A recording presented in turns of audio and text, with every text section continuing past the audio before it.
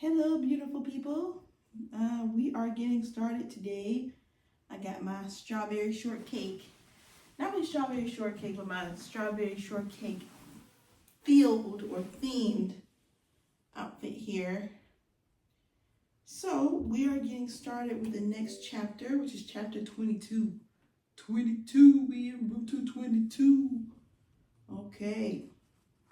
We are almost done, y'all. So last time we left off, instead of Tony being just like this, instead of it being like a physical situation, or a lusting situation, he came to her as a warning. As a warning, basically, like, go to his basement.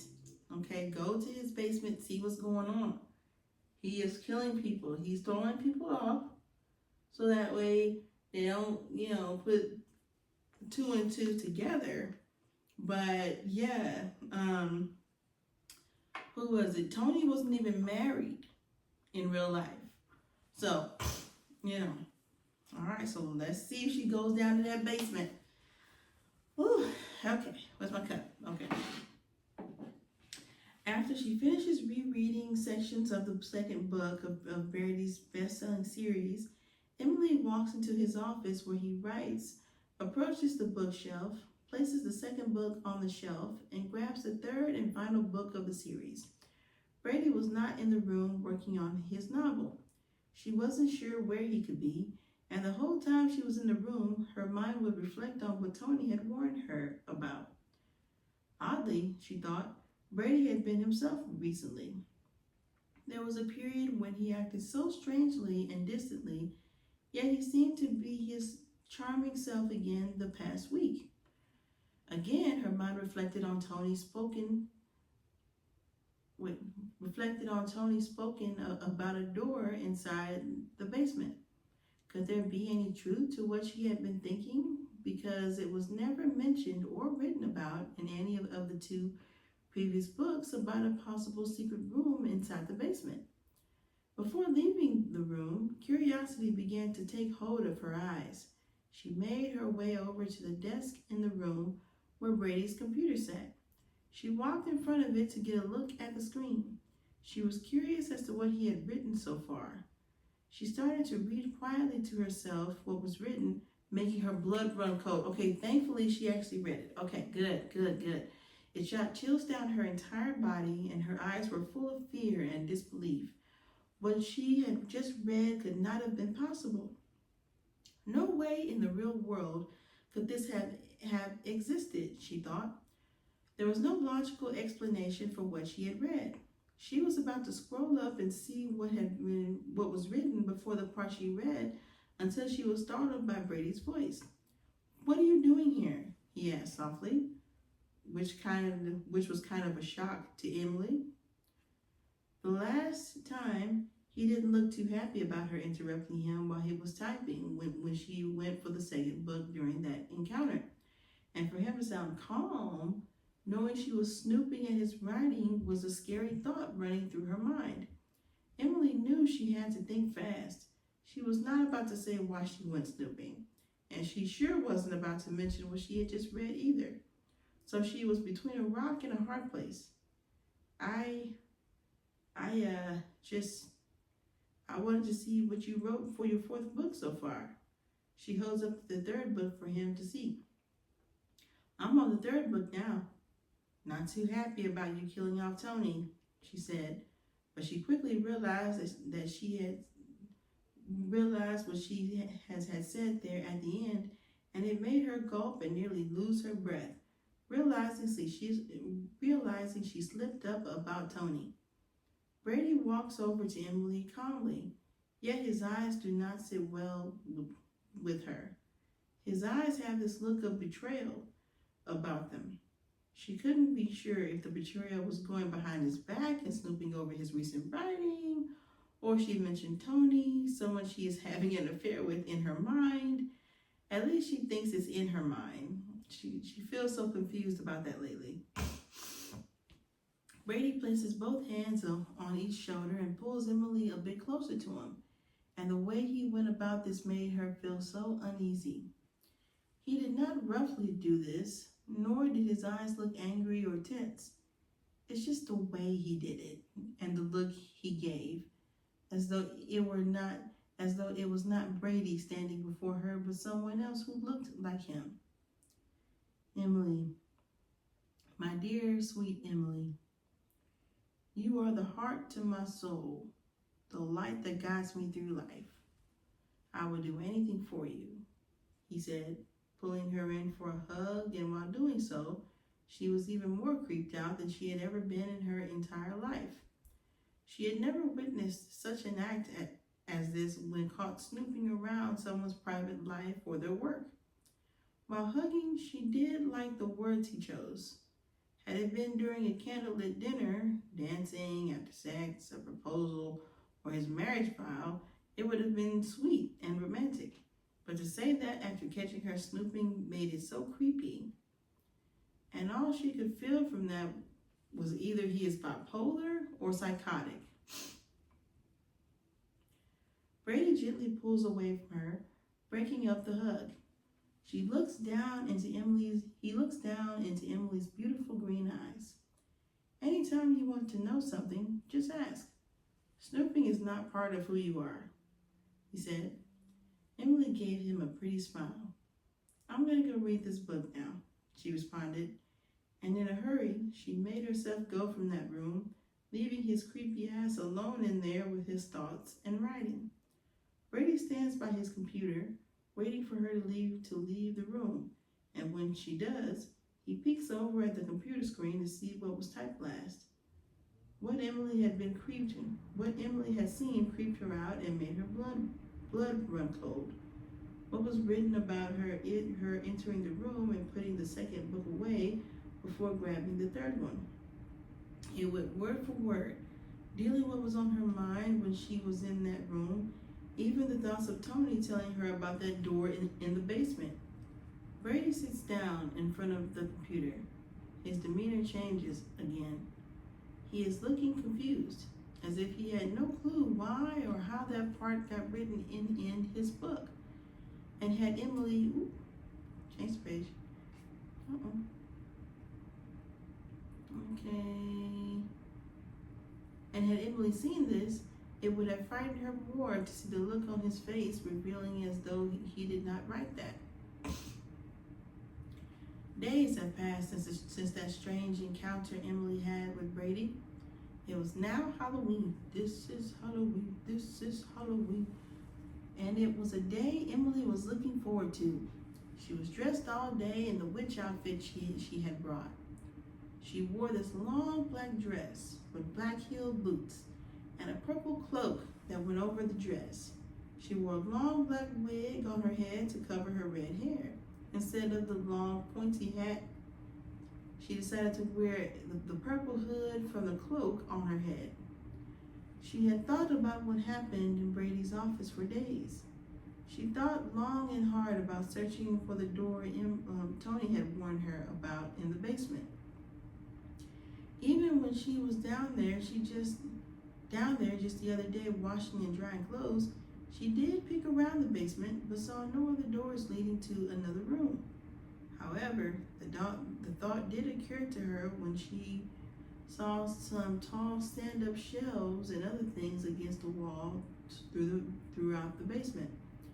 It made her believe that a door could be hiding behind a shelf or something else down there, or the chances of someone existing from a book talking to her and making love to her could be a mental collapse.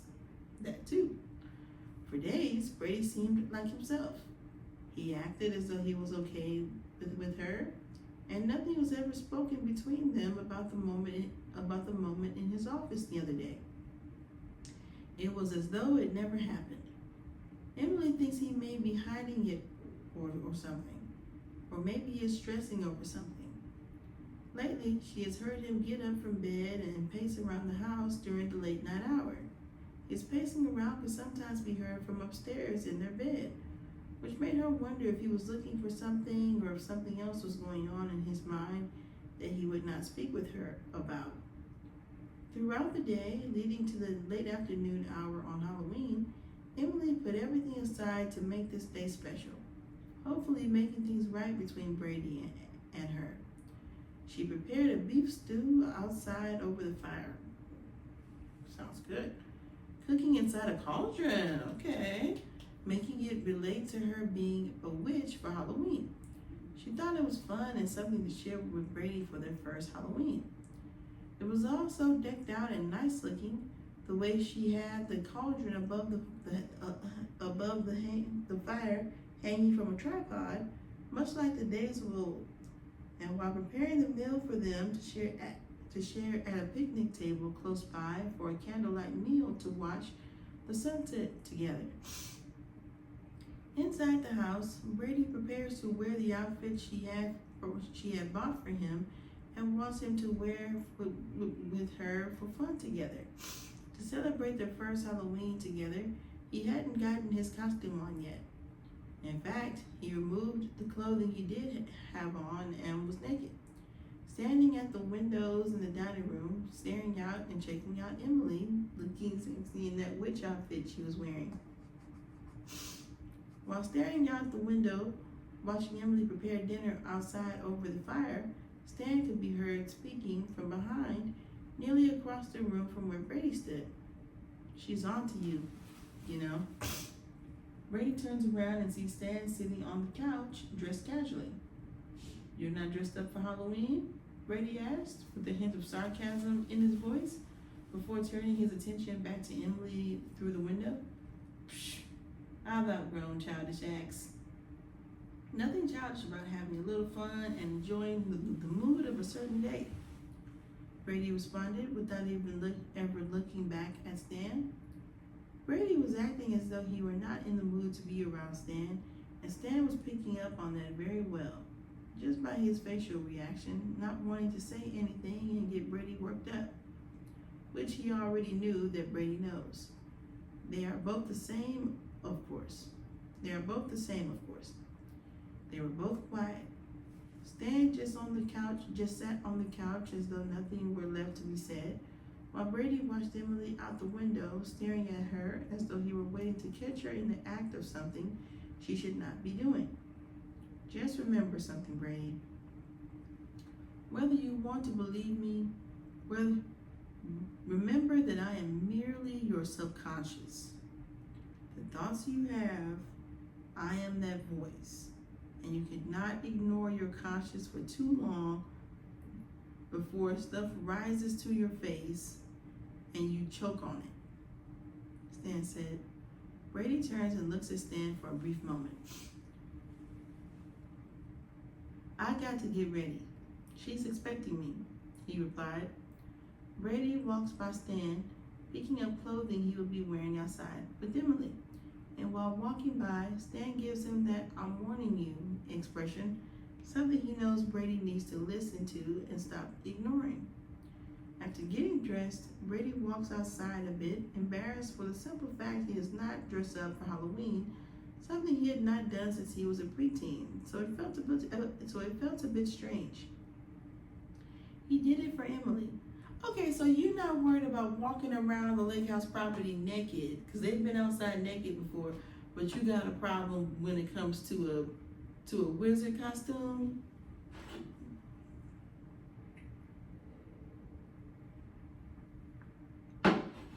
Sir.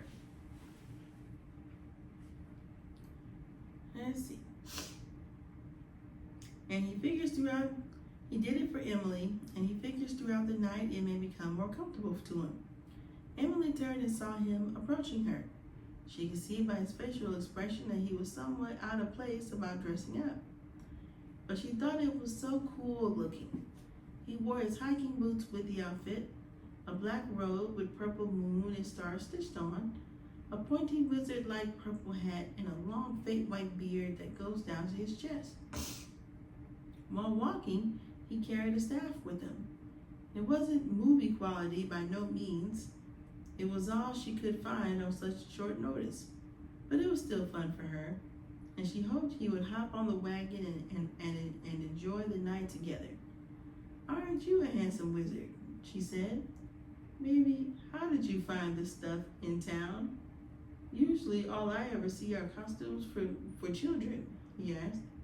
Most of the most of this was normal clothes, like the robe you're wearing. I stitched on the stars and moon myself. They glow in the dark too. The hat, your beard, and the cloak I'm wearing. I ordered those a few weeks ago, she replied, walking over and adjusting Brady's beard. It was a bit sideways on his face. It's very itchy, he griped, trying to catch his face, but she slapped away his hand in a fun-like manner. Feel it for yourself, he said, pulling her close and rubbing his face against hers so the beard would tickle her face. She laughed and tried to scratch her face from it tickling her, but he kept slapping her hand away also. They both played around and had fun with each other for a bit, while Stan was watching them from the exact spot Brady had been standing earlier. After watching them goof around with each other, he walks away from the windows and heads into the office where Brady works on his novel. Inside the room, he sits in the chair and stares at the monitor, seeing that everything that was going on between them outside was written down on the page over the computer screen. It was nightfall. Emily and Brady sat near the fire, cuddling together and looking across the lake. They were fascinated by the moon's reflection shining brightly over the lake. Brady sat on the ground while Emily sat between him on her back against his torso. He held her close with his arms around her, and together they watched the near full moon grow brighter throughout the night. They were both wearing their costumes, while Brady scratched under his chin due to the fake beard itching him. I can remove the beard now, right? He asked. Nope, not yet. Not until midnight. I feel like, I guess I shouldn't be surprised that they didn't have trick-or-treaters because they do stay in the middle of nowhere. Now, he's warning him, maybe she is a witch and maybe this is a part of some spell. All right. Let's see. Nope, not yet. Not until midnight, Emily answered. Midnight? Brady responded a bit loudly, surprised he still had hours before midnight. Yes, midnight. Halloween will be over at midnight, she replied before leaning her head up and saw Brady scratching under his chin and looking annoyed with his long fake beard. You big baby, you can survive until then, she said. They both went quiet for a bit, listening to the fire crack and pop near them while hearing the sounds of nature fill their ears with many sounds. The stillness of the lake was so peaceful. And it was even more remarkable with the fact a mist had now come into sight floating over parts of the lake. It was so neat looking, Emily thought, and with it being Halloween, it gave it a fun, creepy feel. I wouldn't get too excited about Halloween if I were you. The fact we are in the Appalachian Mountains, have I not been talking about that the whole time? Virtually miles from anyone else is creepy enough, Brady said. What is that supposed to mean? Emily asked. Brady knew this was her first time anywhere near the Appalachian Mountains, and he knew she had never heard of it, or at least he didn't think she had ever heard of the folklore behind these mountains. But again, correct me if I'm wrong, but I feel like early on, when she wrote that, when she drew that painting of the witch in the woods with those houses from the 1800s or whatever it was, I feel like that was in the Appalachian Mountains. Was it not?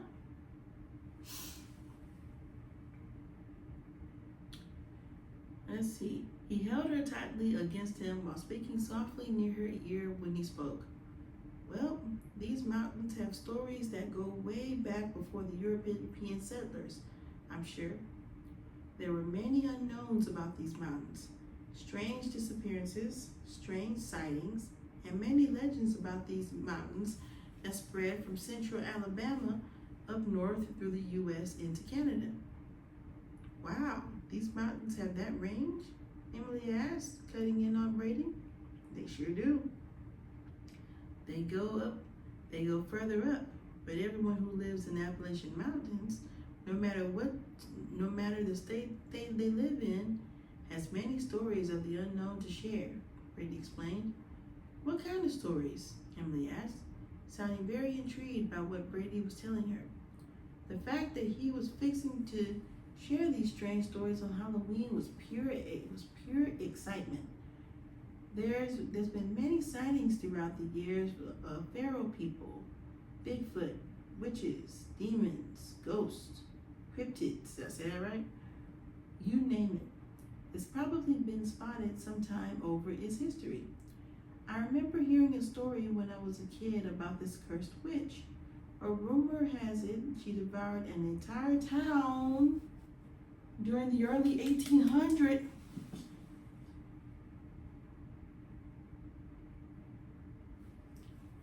Give me my money. Give me my money. Come on. Devoured an entire town during the early 1800s before devouring more over time and snatching children from their homes. Legend has it this witch was never caught nor killed that anyone knows about. Knows about? Brady explained. A witch, you say? Emily said, looking up at Brady with a grin. It couldn't be you, Brady responded. And what makes you so certain it isn't me? Some witches use babies to regenerate their youth and extend their immortality, Emily said. Brady looks at Emily, watching him with a smirk while he responds to her. I know it isn't you because I heard this witch looks good, he said, laughing. F you, asshole. Fuck you, asshole. Okay. Emily said while smacking him. The two laughed and rolled around on the ground like children playing. A short while into their playing around, they both stopped. At this point, Emily was sitting on Brady, pinning him to the ground, but both their attention left each other and were facing the lake after hearing a big splash. An excellent sized ripple could be seen across the top of the water near the lake's edge, close to where they are. What the hell was that? Emily whispered. She and Brady both stared at the water. Could it have been a fish jumping out of the water? She asked. They stared at the water briefly, watching the ripples slowly fade away.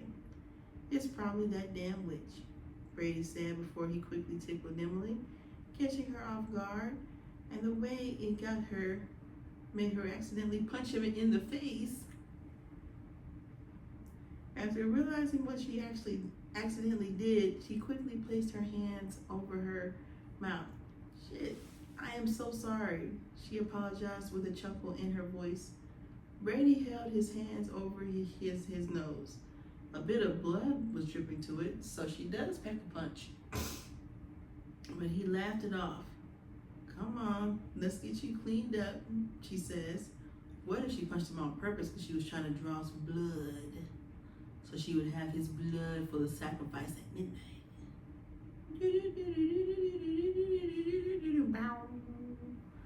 Let's see, she says, standing to her feet while helping Brady to his feet. They laugh a bit more while heading for the house. Well, one thing that I can say is that this is refreshing. Like, this was needed. It's been so serious and so, like, action-packed that, you know, you really need a chapter where things allow you to exhale. This chapter is for everyone who needs to exhale. Because, again, a lot of seriousness been going on, talking about murder and death and, you know, fantasizing about people from the book and all this kind of stuff, you know, and it's just nice to have a chapter where they're just having fun. You know, they're not arguing, they're not fighting, there's not possibilities of him hitting her and then he's hitting him in defense. Like, literally, it's them being a couple, and that's nice. It is kind of different that she wanted to do all of that for Halloween and then not have trick or treaters. But I guess, like, look, Halloween is one of my favorite holidays, so I'm gonna celebrate it no matter where I am. So I get it, but we shall see. Let's see what happens in 23.